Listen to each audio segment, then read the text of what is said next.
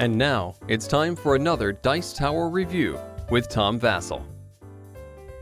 Hey folks, I'm Tom Vasel, and today we're taking a look at Frutti di Mare, or seafood of the, seafood and spaghetti is basically what it is. You're eating a plate of spaghetti with seafood, which is incidentally an amazing dish. Except you got a crab in there and seafood and they're fighting each other. Less amazing, but it makes for a fun theme, right? The idea of, moving clams and scallops and caviar and eels around and fighting each other. I like that concept, but let's see if the game is as fun as it sounds.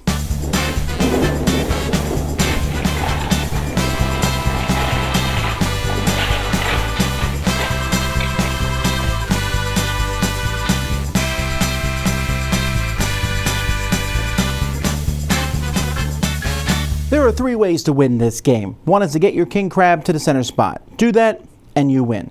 The other is to kill everyone else's king crabs.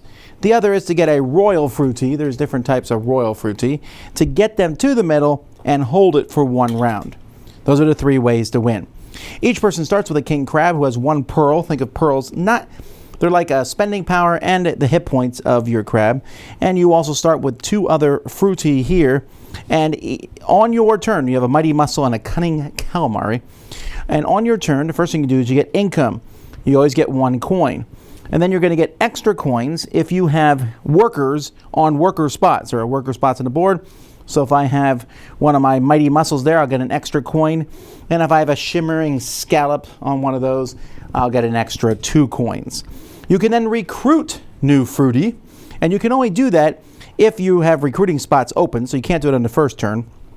And you also have to have the money to afford it. Now, the game comes with menus for each of the players, and this shows all the different guys and the costs. So, Mighty Mussel costs 1, a Shimmering Scallop costs 4, Creamy Caviar, Cunning Calamari, Shy Shrimp, Rapid Razor, School of Sardines, Oily Octopus, Smoking Salmon. There's also 3 types of royal frutti. You can only have 1 in your army, and you can see they're quite expensive. So you buy it, you put your base on it, and you put it out. So players can recruit, and then you can move and attack with all your people. Now, how far can you move and attack? Well, again, you look at your menu. Like your Mighty Mussels can move 2, Shimmering Scallops can move 1. Most people have a small movement, but the Smoking Salmon can move 3. When you move, you just move from spot to spot. And if you end your turn adjacent to someone else, you can attack them, unless you have ranged attack. And you roll a certain number of attack dice. So let's say I have 2 attack dice. I'm attacking somebody with 2 defense dice. I get a hit through, they're dead. They're off the board. They block the hit, they survive. Sometimes you'll roll other symbols that will show up on the dice, and that might activate something special. So for example, the Frightened Fugi, when defending, if he rolls that symbol, the attacker is taken out. When the Smoking Salmon rolls this, he moves 3 spots after the attack. There's other things here where the Sardines, they have to move every turn if possible. The Octopus, when he rolls this, he blocks 2 rolled attack dice. And he has a ranged attack and can shoot different spots away. You also have, your king can make an inspirational speech every turn. Obviously, you will most of the time do Long Live the King because it gives you an extra pearl. But you can also spend pearls to do things. You can spend 1 to give one of your frutti an extra action phase. You can spend 2 to give yourself an extra coin. And you can spend 4 to just basically kill someone else's frutti. Your king crab can also move on your turn, and when he's attacked though, he rolls and he's only going to get this special one, which basically just says he blocks the entire attack. And that's it. So you have to decide whether you're going to get him out here and move him and get him to the center, or whether you're going to try to get a royal frutti. Either way, eventually the game is going to be over. The dice for the game are really good quality. They're the best quality thing in the game. They roll well, they look good. The board itself, I know that it's supposed to be spaghetti, although it looks like one of those maze books you have when you're a kid.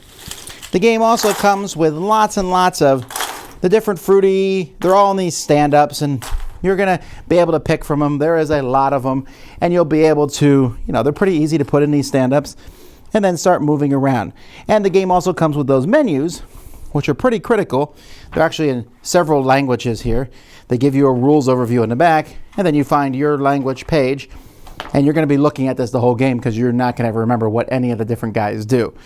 and deciding which ones to buy and purchase and attack with. The coins and the pearls are just tokens. They're fine. They work well.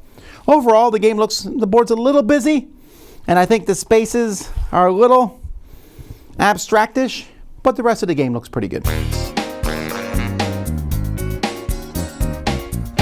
Oh my, oh me, not a fun game. Oh, it's too bad because again, this is the kind of theme I like, but it's really just like a little fighting game that's extremely random. It's very much in your face, especially when you're playing with 6 players. It's crazy in your face. But you get your guys out, you run around, you're attacking, you're trying to get your muscles and eventually your scallops to spots where they're going to get you money so you can buy the bigger royal ones, which will run around. But are you kidding me that the crab can just pay 4 pearls and get rid of someone off the board? That's so powerful. You're like, yeah, but then he's down to 1 pearl. So what? When you're playing in a multiplayer game, that means that's going to be happening often, which means it takes a long time for someone to win unless they slowly lumber their crab to the middle of the board, in which case everyone's going to be like, go get them, and attack with everything they got. But I mean, I like the idea of the game. The idea is get these guys, get your workers out, get some money. It's kind of like a real-time strategy game like Warcraft or something with seafood. That works, but you are fighting right away. The first turn of the game is really boring because you simply move, maybe do an attack, but you can't even buy anything your first turn.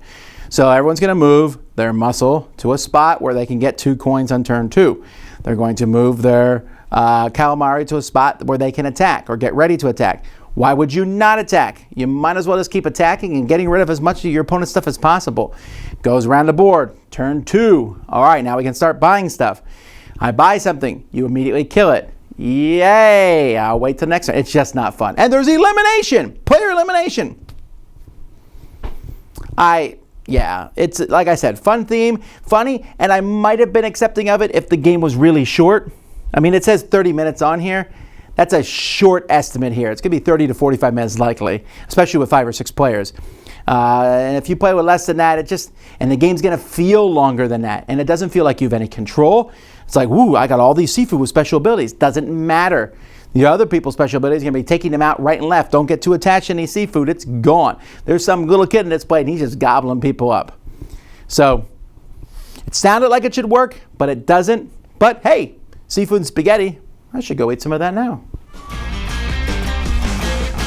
Dice Tower Judgment, random spaghetti. Thanks so much for watching the Dice Tower videos. Find more great videos and reviews as well as our top-rated audio podcast at Dicetower.com. You can also find other great shows at Dicetowernetwork.com. I'm Eric Summerer, and you've been watching The Dice Tower. The Dice Tower is sponsored by Cool Stuff Inc., where you can find great games for great prices. Cool stuff in stock. Check them out at CoolStuffInc.com. Shut the door.